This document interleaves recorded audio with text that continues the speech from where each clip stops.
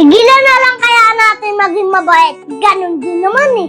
Gumawa ka ng mabuti, may masasabi sa'yo. Pag gumawa ka ng mali, yan ang inaantay nila. Kaya kung ako ikaw, huwag kang titigil gumawa ng kabutihan. At manatili kang maging mabuting tao.